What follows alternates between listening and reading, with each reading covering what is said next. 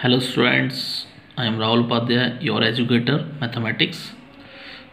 जैसा कि आपने लास्ट वीडियोस जो मैंने बनाया हुआ था, आपका लेक्चर दिया हुआ था, उसमें मैंने आपको 1.1 एक्सरसाइज क्या इंट्रोडक्शन के विषय में बताया हुआ था कि इंट्रोडक्शन में हमने ये बताया था कैसे क्वेश्चंस को सॉल्व करना है। तो कुछ बच्चों ने उसका रिप्लाई भी हमको दिया हुआ है।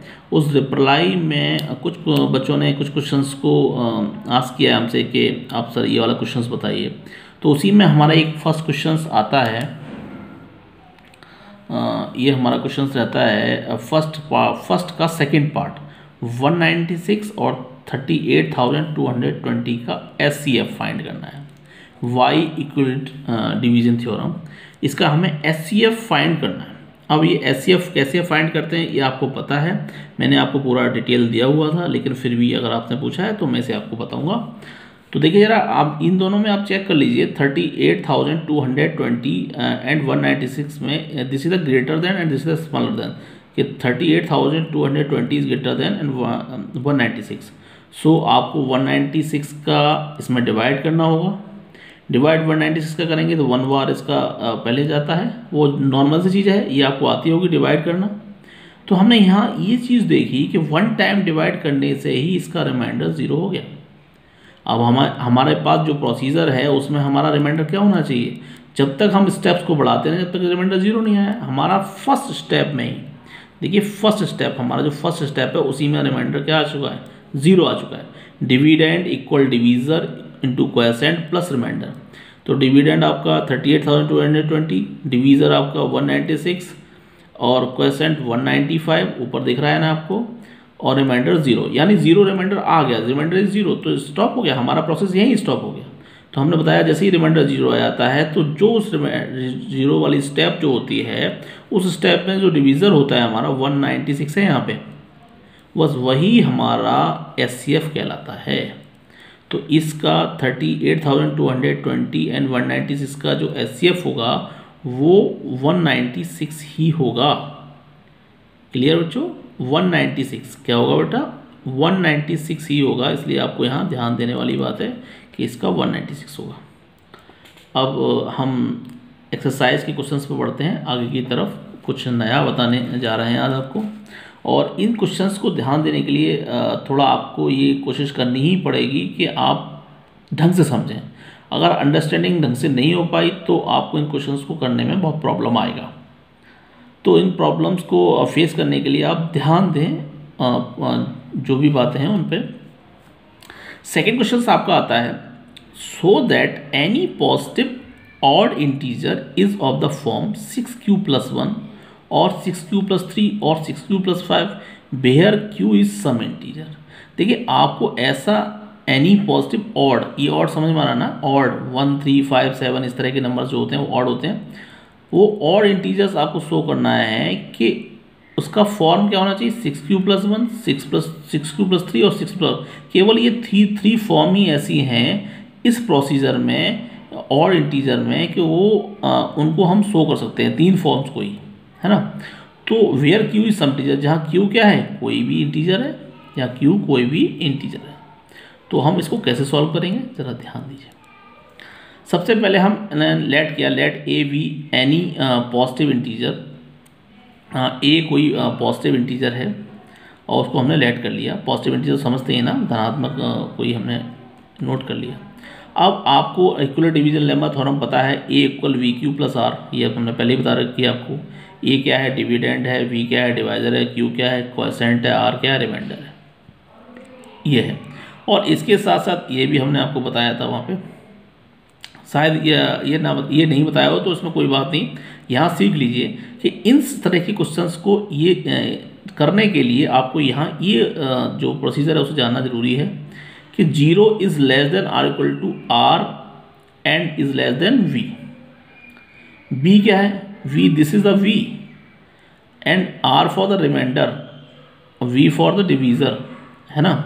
तो R का जो वैल्यू हो वो 0 के इक्वल हो या उससे छोटा हो, मतलब R का जो वैल्यू हो वो 0 के इक्वल हो या उससे बड़ा हो, और जो R का वैल्यू है V से छोटा होना ही चाहिए।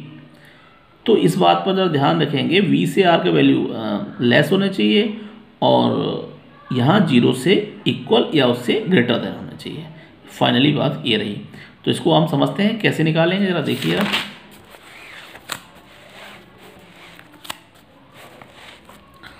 सबसे पहले हमने यही थ्योरम अभी पीछे लिखी हुई है, equal division theorem, A equal V Q plus R. A equal V Q plus R में वही हमने बताया कि ये डिवाइडेंड है, आई डिवीज़र है और क्वेश्चन प्लस रिमाइंडर है, और ये अभी हमने पीछे समझाया ही था।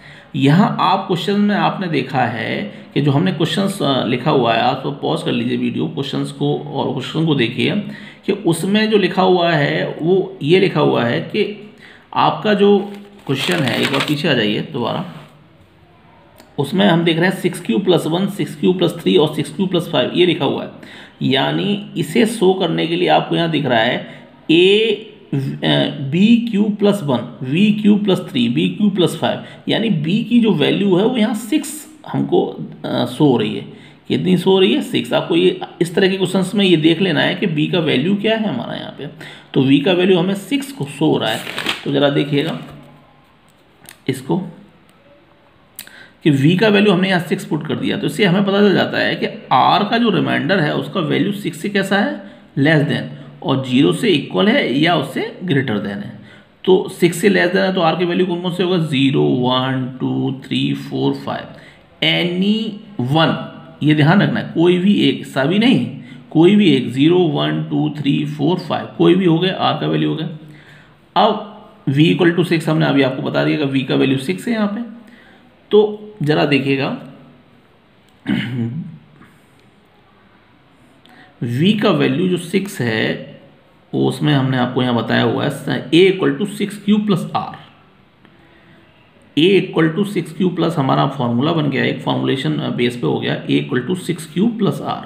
तो सबसे पहले R में हमने क्या यहाँ से 0 पुट कर दिया, A = 6q+0, फिर 6q+1, R की जगह पुट करते जा रहे हैं 0, 1, 2, 3, 4, 5, 6q+2, 6q+3, 6q+4, 6q+5, इतना ही है। देखिए 0, 1, 2, 3, 4, 5 कंप्लीट हो गया 0 से लेके 5 तक। अब आपको ये देखना है कि इसमें से कौन कौन से नंबर हैं जो 2 से डिविजिबल हैं, उन पर आपको ध्यान रखना है। अब 2 से डिविजिबल, अब ऑड पूछा है, यानी ऑड पॉजिटिव इंटीजर पूछा है, इसका मतलब हमें ये पता होना चाहिए कि वो 2 से डिविजिबल नहीं होना चाहिए। अब 2 से डिविजिबल कौन कौन से ज़्यादा देखिए, और 6q+0 क्या होता है? 6q होता है, यानी 2 3 जा 6, मतलब 6q को अगर हम नोट करना चाहें यहाँ पर ये चीज़ को ध्यान दें तो 2 3 जा 6, यानी ये जो हमारा फर्स्ट वाला है वो 2 से डिविजिबल है। और यहाँ देखिए जरा 6q+1, क्या ये कंप्लीटली 2 से डिविजिबल होगा? नहीं होगा, क्योंकि 2 यहाँ से कॉमन नहीं आ सकता। जब ये कॉमन नहीं आ सकता तो ये ऑड में चला जाएगा और ये इवन में चला जाएगा। ऐसे 6q+2 में यहाँ देखिए, यहाँ पर अगर हम कॉमन लेना चाहें 2 को, तो 2 3 जा 6 और 2 1 जा 2, यानी ये पूरा जो नंबर है वो 2 से डिविजिबल हो गया, यानी ये इवन में चला गया। और 6q+3, यहाँ से 2 कॉमन नहीं आ रहा तो ये ऑड में चला गया। ऐसे ही नेक्स्ट वाला 6q+4 में 2 कॉमन आ जाएगा तो ये इवन में चला गया। और ऐसे 6q+5 में 2 कॉमन नहीं आएगा तो ये ऑड में चला गया। तो ऑड हमें कौन कौन से मिले? This, this and this. और इवन कौन कौन से हैं? This, this and this. तो हम जो बात कर रहे हैं क्वेश्चंस में वो किसकी बात कर रहे हैं? हम ऑड की। अगर ऑड शब्द वहाँ ना लिख के इवन हो जाता तो आप इवन वाले देखते, यहाँ ऑड वाले नहीं शो करते, इवन वाले शो करते। लेकिन ऑड पूछा हुआ है तो हम ऑड वाले देख रहे हैं, 1 2 एंड 3। तो we know that a is greater than or equal to 6 because a is greater than v। यहाँ ये हमेशा देखना है कि a और v है ना, डिविडेंड और डिवाइजर में a हमेशा बड़ा होता है। ये आपको मैंने इक्वल डिवीजन थ्योरम में पहले ही बताया था, डिविडेंड और डिवाइजर में सब बड़ा ग्रेटर देन कौन सा होता है? a बड़ा होता है, यानी डिविडेंड बड़ा होता है डिवीजर से। तो इस बात का भी ध्यान रखना है कि a का वैल्यू 6 से बड़ा नहीं होगा। तो देयरफॉर सबसे पहले जो 3 आए हुए हैं उनको हम सभी को लिख लेते हैं एक बार। A = 6q, A = 6q+1, A = 6q+3 और A = 6q+4 and A = 6q+5। 1 2 3 4 5। अब 5 में से ऑड कौन से हैं? मैंने अभी आपको बताया ऑड। तो therefore 6³+1, 6³+3 and 6³+5 are not exactly divisible by 2। ये 3 नंबर ऐसे हैं जो किससे डिविजिबल नहीं थे, 2 से। तो जो 2 से डिविजिबल नहीं होता वो क्या होता है, ऑड नंबर होता है। तो ऑड पॉजिटिव इंटीजर्स के लिए हमारे पास ये 3 आंसर हमको मिल गए, फर्स्ट, सेकंड एंड थर्ड। तो has the expressions of the numbers odd numbers. ठीक है, क्लियर, बहुत आसान है, आसान हो गया। तो ये हमारे आंसर्स हो गए। ठीक है, क्लियर। अब ये क्लियर हो गया होगा। बहुत अच्छा क्वेश्चन है। अगर हम मैंने आपको बताया कि ऑड की जगह अगर इवन हो जाता तो वो दूसरे जो हमारे आंसर थे वही आ जाते हैं यहाँ पे। तो आप इसको ध्यान से समझें, अन्यथा दिक्कत होगी अगर आपने इस पर ध्यान नहीं दिया तो।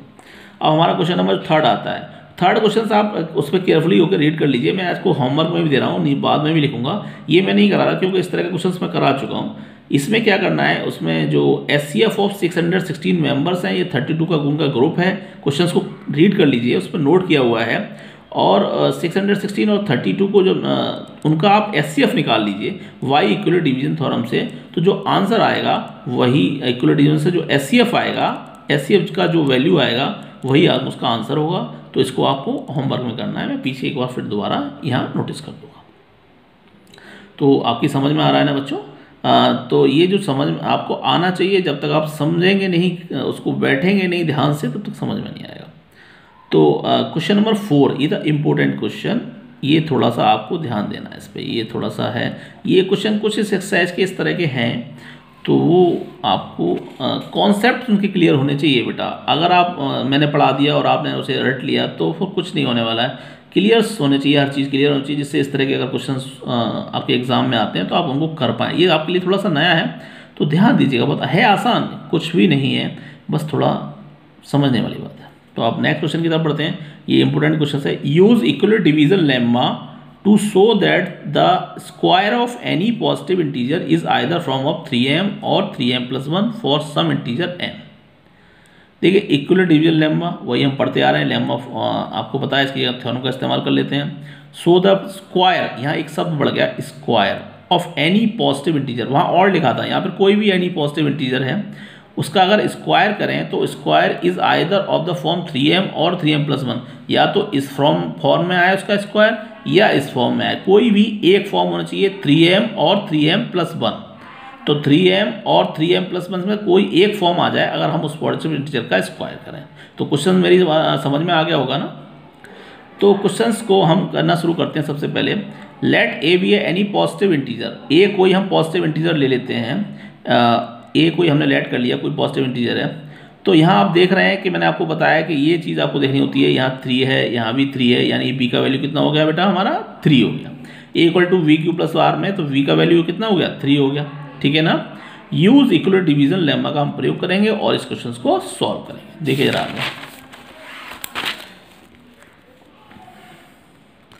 देखिए, A इक्वल टू VQ+R, ये हमारा थ्योरम होता है जिसमें 0 is less than R equal to R, 0 is less than and R equal to R is less than V।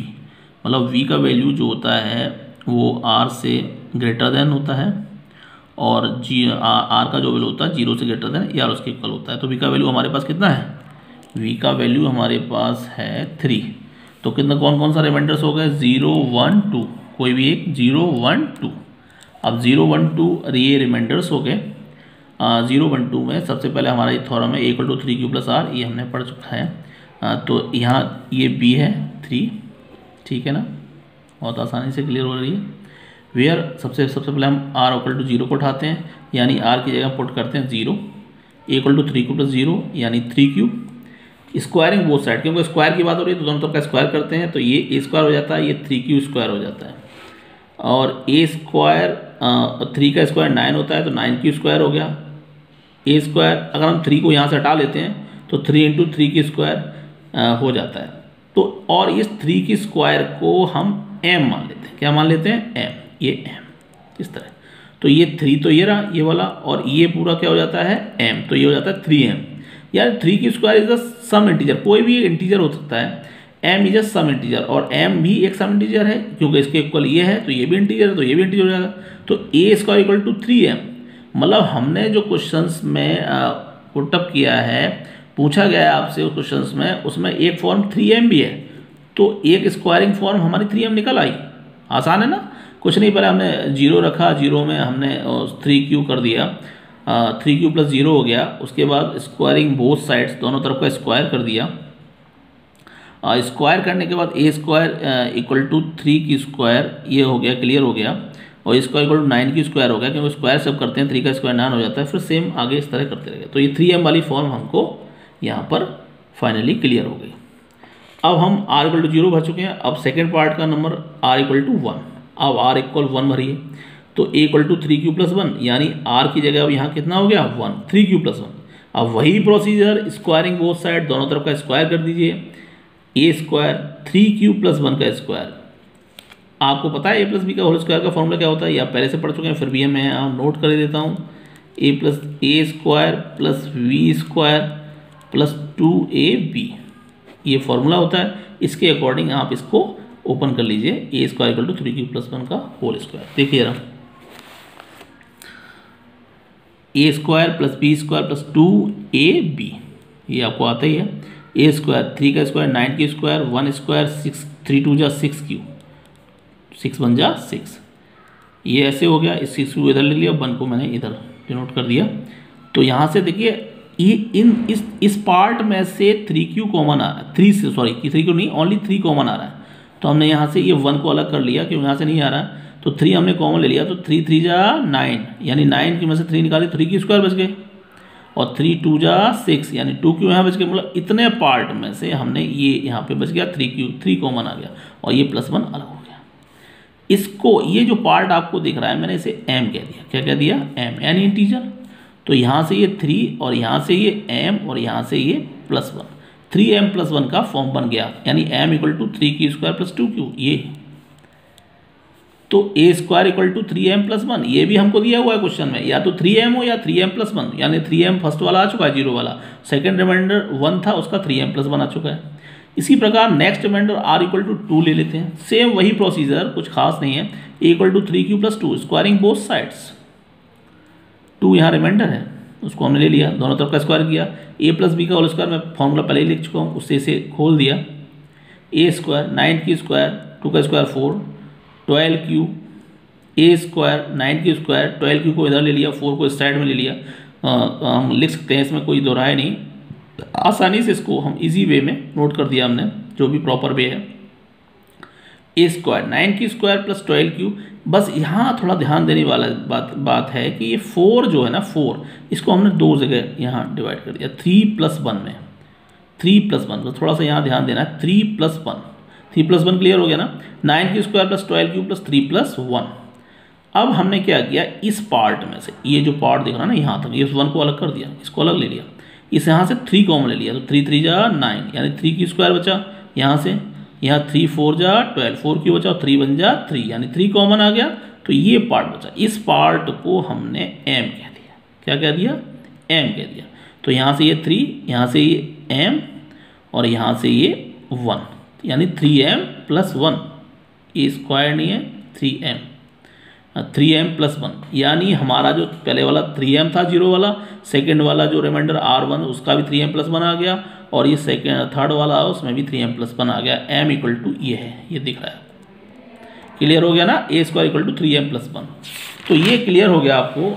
Hence, इसको आंसर में लिखेंगे, hence it can be said that the square of any positive integer is either from 3m और 3m + 1। तो बस इसको बार बार pause करके आप इसको नोट कर लीजिए, और फिर समझिए, और मेरी जो वॉइस है उस पर ध्यान दीजिए वर्ड बाय वर्ड, तो आपको अंडरस्टैंड हो जाएगा, क्लियर सारी चीज़ें हो जाएगी।